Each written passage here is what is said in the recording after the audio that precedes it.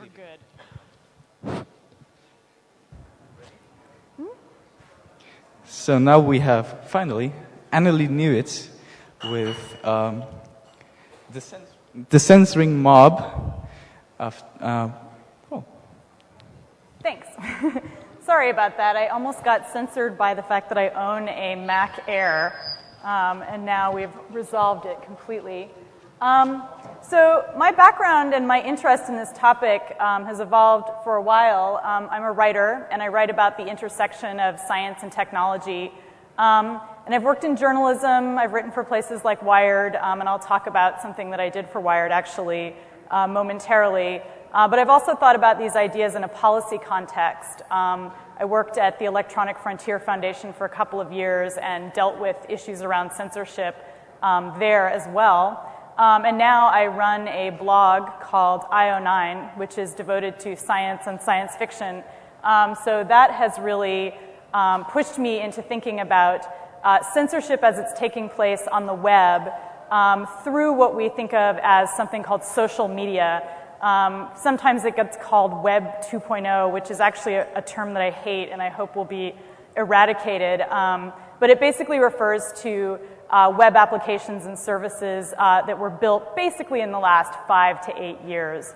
And so I'm interested in how censorship is mutating and taking on new forms as we're seeing new kinds of media production, and specifically media production where users, and not necessarily professional writers or professional musicians or professional code makers, are creating their own content online. So you're not getting a top-down media, you're getting a bottom-up media. So what happens when you have grassroots media, bottom-up media, when you have censorship? How does that censorship work?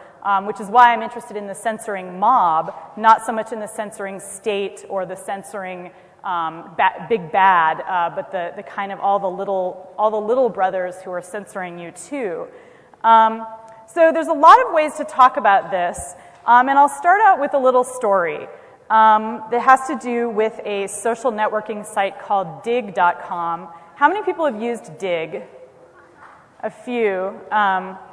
So Dig, which is spelled D-I-G-G, just so that it's extra cool, I think it's mostly popular in the United States and other English-speaking countries, but it's basically a news recommendation site. And it's very, very popular. So the front page gets, millions and millions of hits. And so any piece of news that gets modded up to the front page gets a tremendous amount of attention. And people spend all day long submitting story ideas to Dig from other news sites. So I might see a story on the New York Times and say like, wow, this is neat, submit it to Dig, and then other people either decide to dig it or bury it. Let me show you what that looks like. So here's a page on Dig that I used to look at a lot. They don't actually have, it's not quite organized like this anymore. But you'll see stories coming up. And you can see here that you have the option to bury the story with the X or dig the story by clicking on the little button that says dig it. And as it gets dug more and more, it comes into more people's attention until, through some secret sauce algorithm, it hits the front page. And so this is just sort of their little description of what digging and burying means. Oops, let me go back.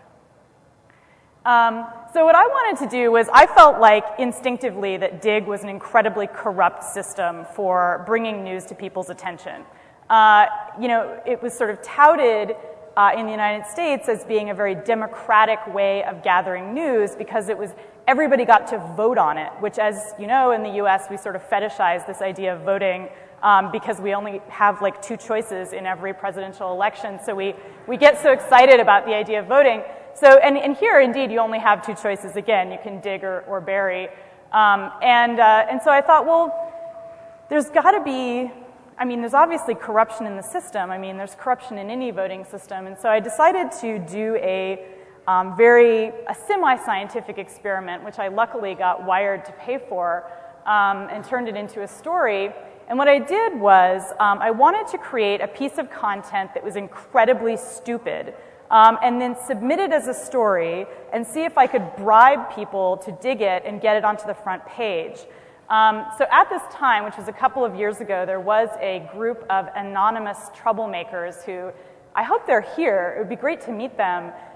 They formed this thing called User Submitter, and what they would do is you would give them $1 for every dig that you wanted to buy.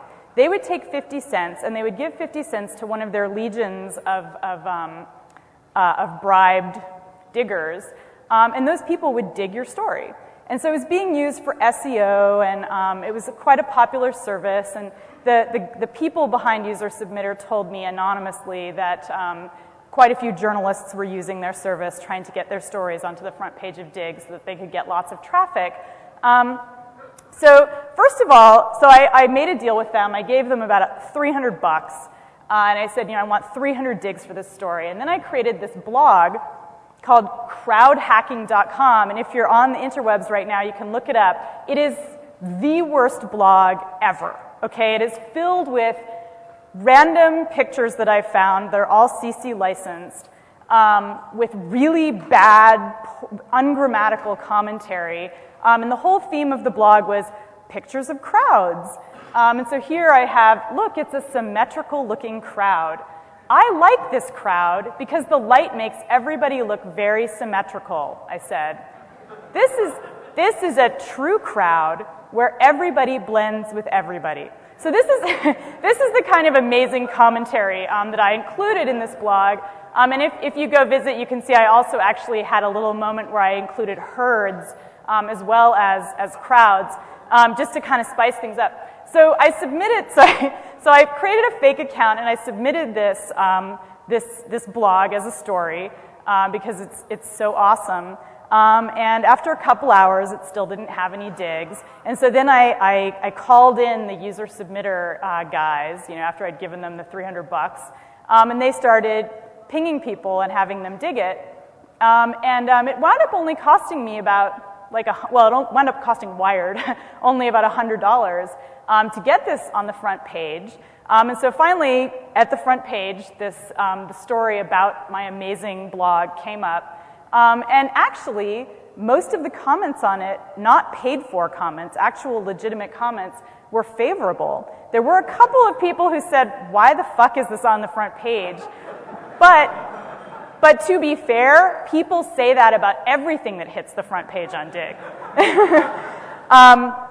So what we managed to do was not only trick Dig into putting my shit-tastic blog on the front page, but also we tricked people who would not normally have dug the story into digging it because they saw this critical mass of other people digging it.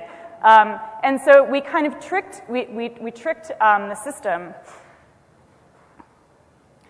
And this is actually one of the more pernicious and I think difficult to talk about kinds of censorship that go on in social media, because it's not actually censorship, right? The fact that my stupid blog got on the front page of Dig didn't directly censor anyone. It isn't like because of that people got less news about the war in Iraq.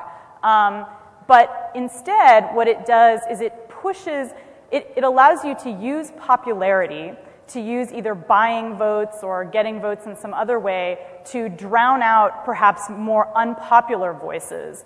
And my story